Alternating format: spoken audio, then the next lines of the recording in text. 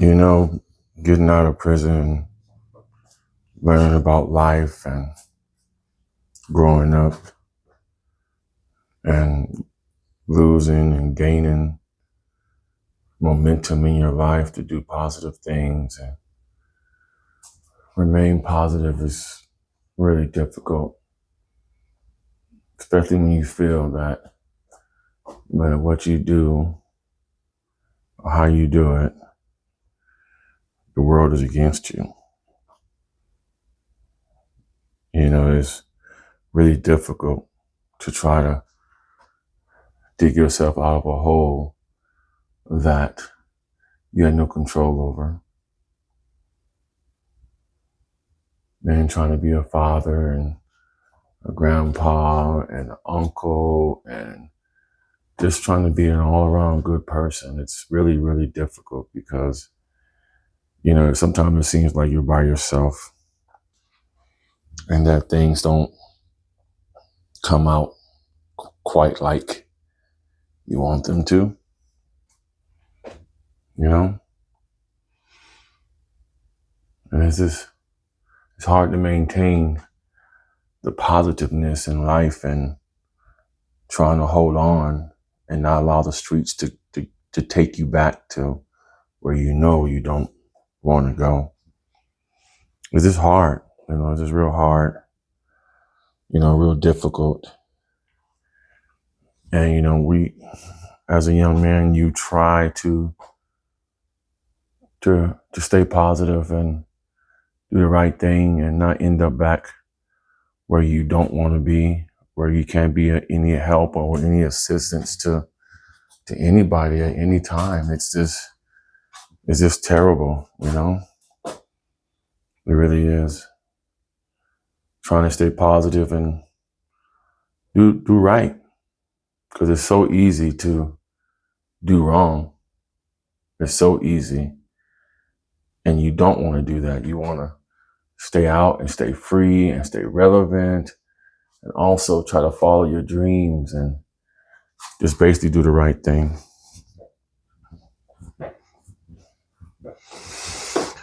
So I try to make things good. I try to make things good. I try to make things positive. I try to make things right. At the same time, avoid bullshit.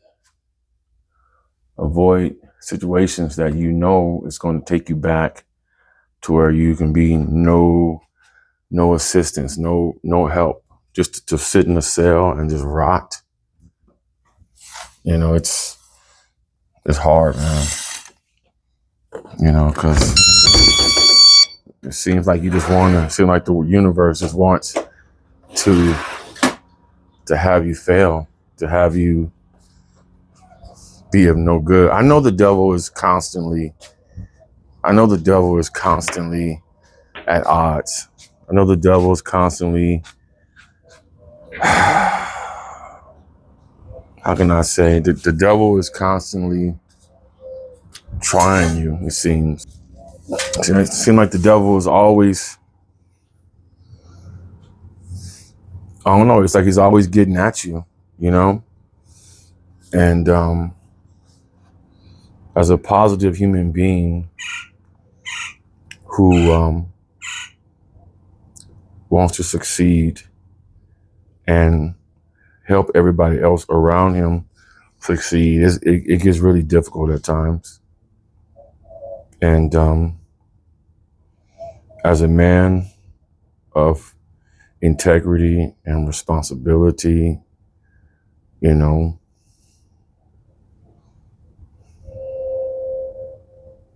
it's just difficult. And I'm not perfect. I can admit that. I have my shortcomings, but at the same time, I just try to maintain and, well, being incarcerated for 15 years, I was able to find and locate talent that I didn't know I had. Like my grandfather, who impregnated my grandmother in the 1950s. His name is Arthur Freed of MGM Studios. I just found this out within the last 8 or 9 years because my grandmother kept telling us that who our grandfather was. And as young boys, we thought she was like an old lady just talking. She's full of shit. But when I took the time to do research, lo and behold, I find that everything she said was true.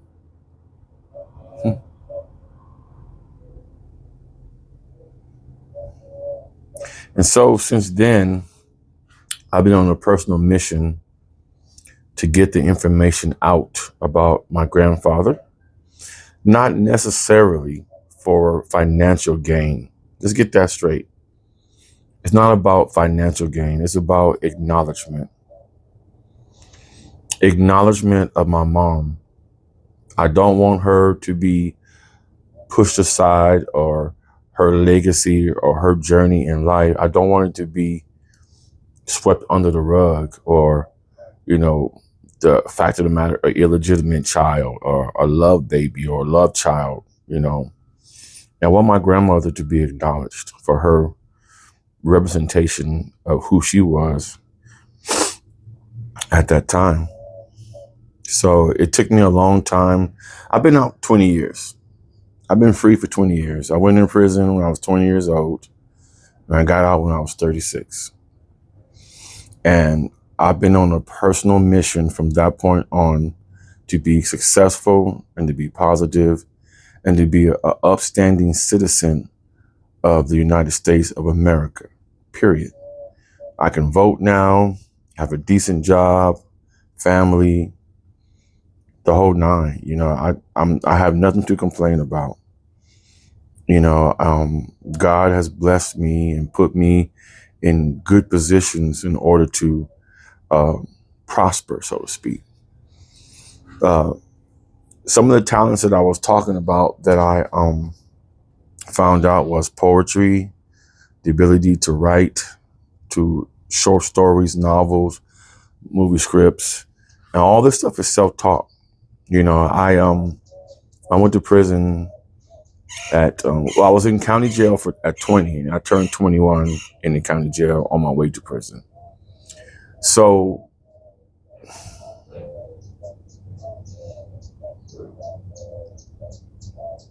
I decided to succeed. I decided to win, because all my life we've been losing. My family, we never had money or land passed down to us, or college money or funds set aside for us. We didn't have that luxury. We started and came into this world with nothing. Absolutely nothing. No bank account, no CDs, nothing. So we had to start from the bottom, from the mud, and create something and build something and find something to sustain us as human beings and a part of this big scheme of things in life. And then on top of that, the education was not there. My grandmother did the best she could. My mom was running the streets trying to find herself on drugs. And I guess that's another reason why me and Tupac, I resonate with him a lot, because when I saw his movie, even though I already knew it before I saw it, I resonated with him because his situation was like mine, and that's my dude right there. So I have a lot of entertainers and actors and actresses that I adore and appreciate and love their talent. But me and Pac, his music, when I started learning how to rap, and I wasn't really a rapper. I was into that spoken word poetry when it came out in the early 90s or mid 90s, but I was incarcerated. And it just hit me hard, like, wow, that's some beautiful shit right there, So I started diving into myself spiritually, mentally, and understanding that, you have to make your own way. And there's no problem with that. No problem at all. I'm one of the people that if I'm wrong and I've wronged you, I made a mistake, I'm going to admit it. Before I wasn't like that, because before I was so ignorant, didn't have an 8th grade education. Now let me explain to you why I didn't have an education. For those who want to know, It wasn't because I didn't go to school. It was because my grandmother, rest in peace, God bless her, she was raising 4 boys on her own. Okay. And one of her biggest fears was for one of us to fall victim to the streets, or to be in gangs. And fortunately, from what I understand on my part and my other brother, Sean, that didn't happen. Now, my other 2 brothers, we talk, but we don't really talk about the past. I wish we would. I wish we could interview each other and just have a nice little conversation about past, because I missed 15 years of their life, of their growing up in the world. I missed all that. And one of my things inside of prison when I was there is because, and I'll tell you that later. Well, it's in my book. The name of my novel is it's going to be 4. Well, it's going to be 3 parts. So I'm sorry if I'm jumping all over the place because this is new to me. I didn't ever think that I would have enough. I don't know, just to tell my story. And, everybody has their own story. So, but name of my book, my biography, is called First Degree Fool, The Reconstruction of My Soul, Part 1. And it's basically going to just tell the story of where I ended up, when I got out, and where I am now. Pretty interesting. And I'm not just saying that to get your attention. I'm not just saying that because it's me. It is. But the reason we didn't have a lot of education is because my grandmother raised 4 boys on her own. And she's a single grandma with 4 big-head boys, taking care of us, feeding us, clothing us. And sometimes her and the owners of the building or apartment complex, whatever the case may be, they just mistreated my grandma. And, we're kids. We don't know what to do or how to intervene or what's going on. And the next thing we know, we're there, and next thing we're moving, packing our stuff up best as we can, going to the stores back then. It was, I remember it was in Stockton, California. It was Newberry's and certain other places that we would go to, Rainbow Market, I believe. Big department stores back then. And we would go get boxes and we'd pack our stuff up. Anyway, so we would move a lot. Okay. And in the process of moving a lot, we would go to shelters, all types of things. And I would have to get reintroduced into school again. So by the time we moved, get settled in, unpack our things, the school year is almost over, or in halfway in between. So that would happen, probably maybe 3 times a year, maybe 4. So every time we moved, not just for me and my other brothers too, every time we moved, we would have to start the school year over or start where they started. So I missed a lot of schooling. I missed a lot of important, intricate parts of my education that I didn't get because we were always moving. And my grandmother, at one time, I remember she was even trying to homeschool us. She was even trying to teach us our ABCs and our math stuff. She would buy books and she would sit there with us, and we would study and learn and get a whooping if we didn't learn. And no, it's just, I'm not telling you guys that to feel sorry for me. I'm just giving you a little understanding of my journey in my life. You'll never hear me on here, any form of fashion, saying "boo, poor you, poor Demarie," all this. No, I would never do that. I'm just giving you the backstory of my life. So, present day, 2026.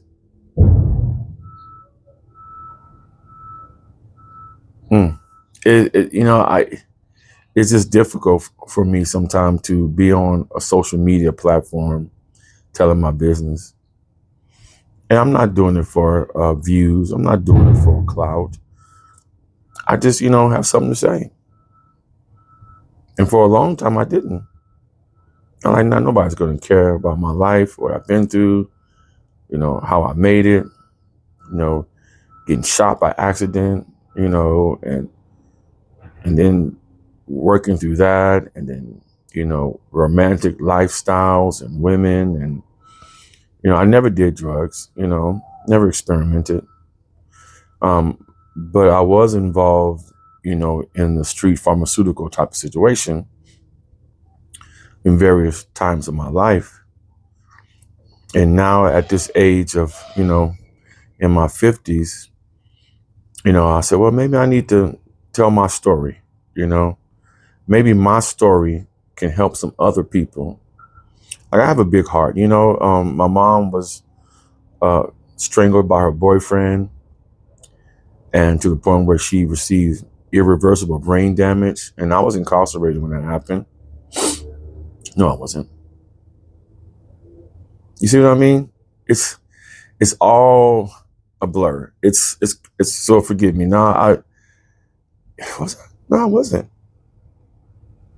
I don't remember. I'll figure. I have to sit down, think these things out, and put them in order. That way, I can tell the story correctly. But I really thank God for bringing me full circle. I have beautiful children that I love and respect and need in my life, and I have beautiful grandchildren, um, beautiful wife and stepchildren who love me and adore me. And, I just feel like I'm behind, I feel like I'm 15, 20 years behind, and I'm struggling with all my heart, with all my might to catch up. But I want to catch up in the right way, not necessarily uh, financial wise, just catch up, And so I had a buddy of mine at one time. He was a real cool friend. He's still cool with me. We don't really talk to him. He said, "Hey man, hey D, man, you ain't 15 years behind, bro. You 15 years ahead." And I'm like, whoa, I never thought about that. So that's deep, bro. I never thought about that. I don't know, I just want to leave this earth with love, kindness, and respect, because that's what I give all the time. I have this problem that I'm always helping everybody, but no one helps me. No one offers any help. They just take, take, take, take, take. And I have to learn that my character, I have to stop. If I get irritated or upset or angry, I'm not going to say nobody's name, but I had a situation with a relative of mine. He or she, bought like 2,500 from me. And I gave it to him. Hey man, just pay me back. Took this person almost 2 years to pay me back. And then when I needed some help, I reached out to this person, he or she, for, hey, let me borrow 500, man. I'm doing bad right now. I'll give it back to you at the end of the month. Oh yeah, no problem. Go ahead, man. Here you go. Never sent it. And I waited and I waited and I waited. Never sent it. And it really made me upset because I was there for them. But when I needed help, they wasn't there for me. So those instances and situations that happen abroad, just in general, I just decided, you know what, let me not put myself in a predicament where I'm going to hurt somebody or do something to somebody or threaten somebody or put myself in a position where I'm going to end up back in prison or jail.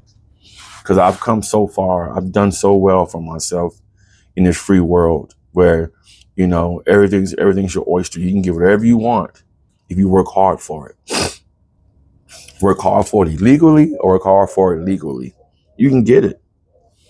So that being said, I always have to check myself, because the street part of me, the street nigga, excuse my language if that's offensive to you, but the street part of me just comes out when I know I'm being mistreated or used or taken advantage of. And so I end up, start thinking things, start plotting.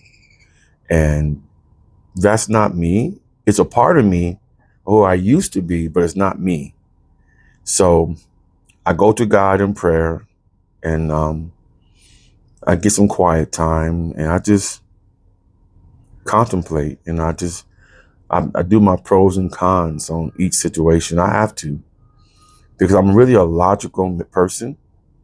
I'm an ethical person, and I'm not here to hurt or harm anyone. I'm just here to live and take care of my family. And when it's time for me to go, it's time for me to go. You know. Um, so my grandfather is named Arthur Freed of MGM Studios. He impregnated my grandmother. It's in the Jet magazine, 1950-55. You can look it up. Anything about Arthur Freed, you know, you'll see it there. It was in Jet magazine. I found all the information. I found all the clippings and everything like that, and I'm putting that together. Um, my wife turned me on to this elegant gentleman that I didn't even know existed until she told. She said, "Hey, babe, do you know this dude? He's from Stockton." I'm like, "Who?" Lo and behold, drum roll, please. Jason Lee. What up, my dude? And I was like, "What?" So I started watching him, following him, and I'm really impressed with this gentleman here. He's also from Stockton, come a long way. You know, I think he's in the political arena at the time. And, you know, I did reach out to him, but I know there's a lot of red tape before you get to somebody of that upper echelons. But I've been checking him out. The dude's cool as fuck. You know what I mean? I would love to work with him, love to meet him and sit down with him and tell him my story.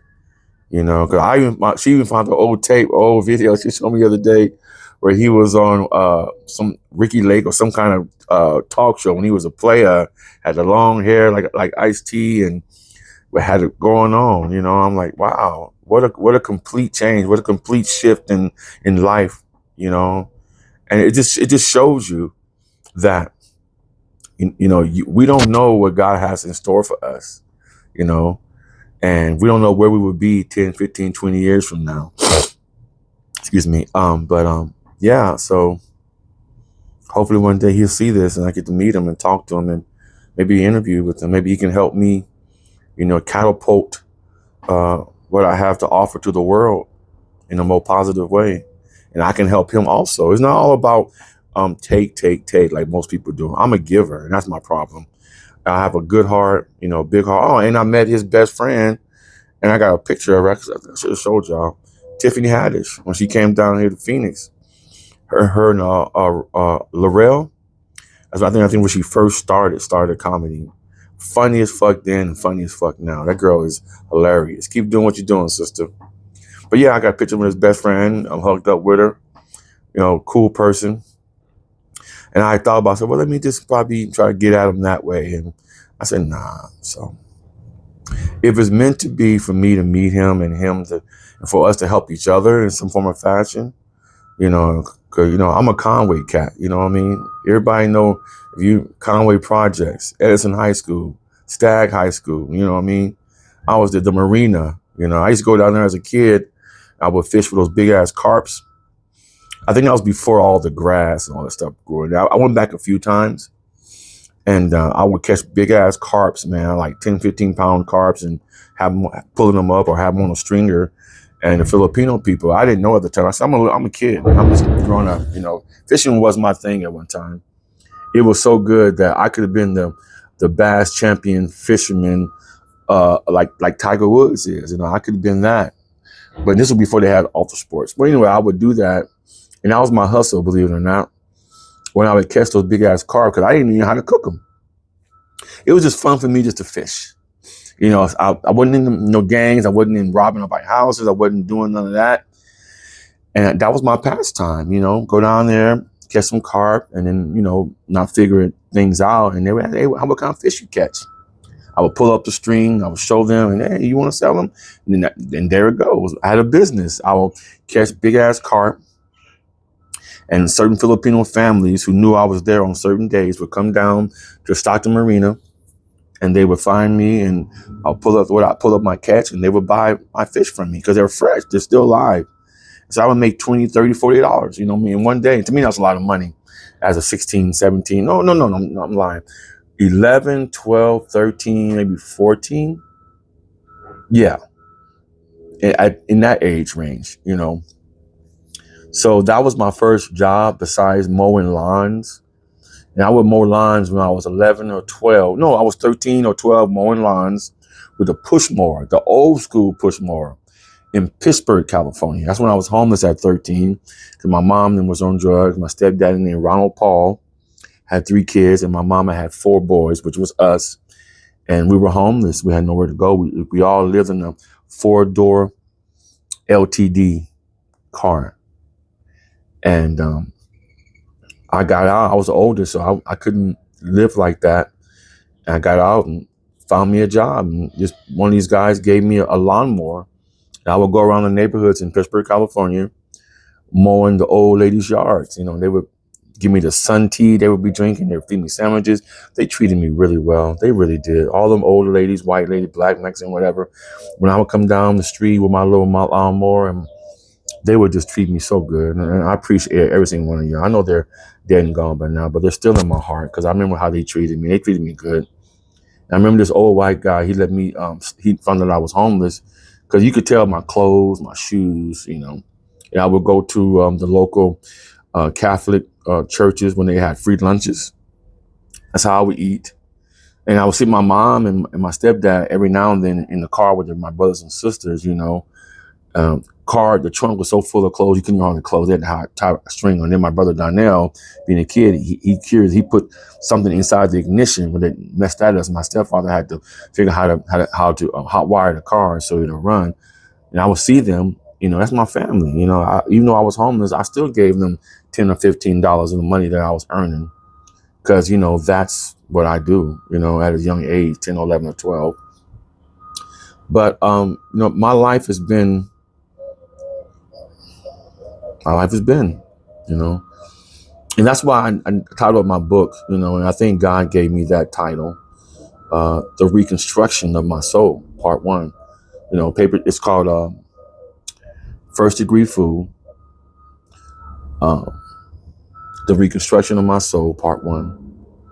Because, you know, I felt my soul has been broken, torn down to pieces, and then now, as an adult male, and I'm learning, I'm growing, I'm evolving. I love learning things. I love education. I love the almanac, the dictionary. I just love knowledge, you know. And and as I got older and allowed my soul to open up and receive the blessings that God has given me many times over, he allows me to allow my spirit to flourish to the point where I can conceive and make up beautiful titles like that. So, you know, I'm not going to bother your head. So I'm not going to bother you guys too much with my story. But this is the first part of me being socially open. You know, I've only had YouTube for 20 years.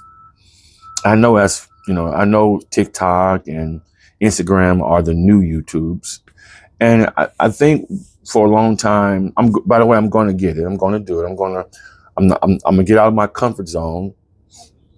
And I think the reason why I hesitated for so many years is because I didn't want people to have access to me so freely, you know, and it's kind of ironic that I say that because that's probably how Jason Lee is. You know, you can't just get to him, you know. You have to know somebody to know somebody to know somebody, and then they see your work and hey, we saw you on such and such. Jason Lee wants to meet you. You know, Spike Lee wants to meet you. You know, Dipset wants to meet you. You know, Dame wants to meet you. You know, whatever, Jay, where everybody, you know, 50, they all want to meet me. They want to put me in a film or, you know, build a character around me. Cause I'm telling you, man, I'm a cold actor, man. You think about it, we've been acting all our life. We've been acting all our life. In each situation, you got to put on a different hat in order to make it. So this is the first thing of me breaking out of my comfort zone and branching out, and hopefully it works. Thank you. By the way, my YouTube channel is Paper Dreams, one word, Productions. Check me out. Peace.